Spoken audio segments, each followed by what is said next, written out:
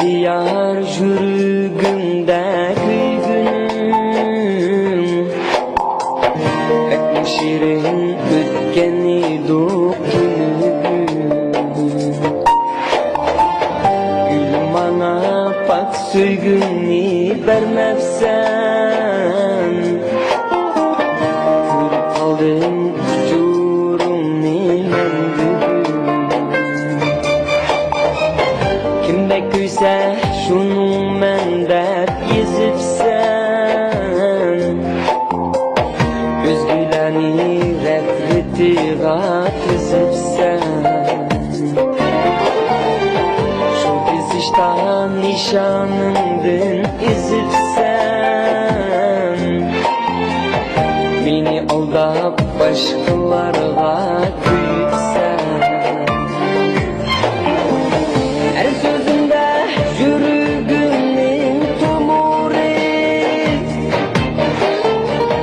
Her yazmanda okşaşlığın mühürü, her bir kurda birden telefon numuru.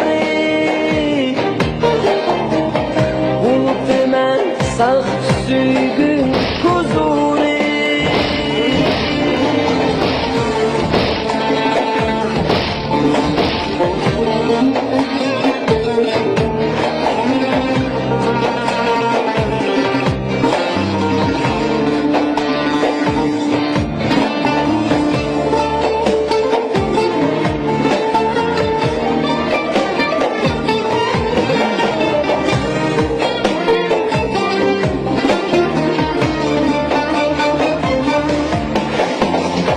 Bilgen bulsam körmesidim şu hepni,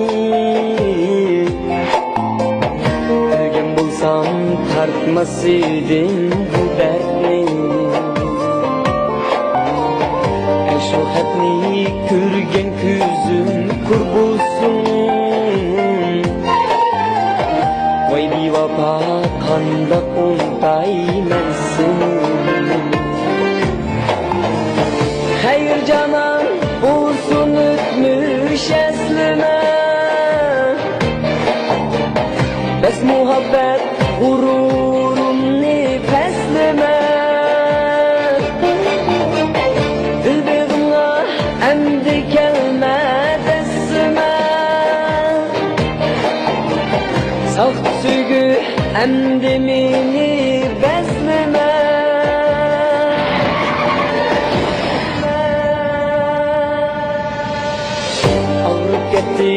Bu jürgün seni de,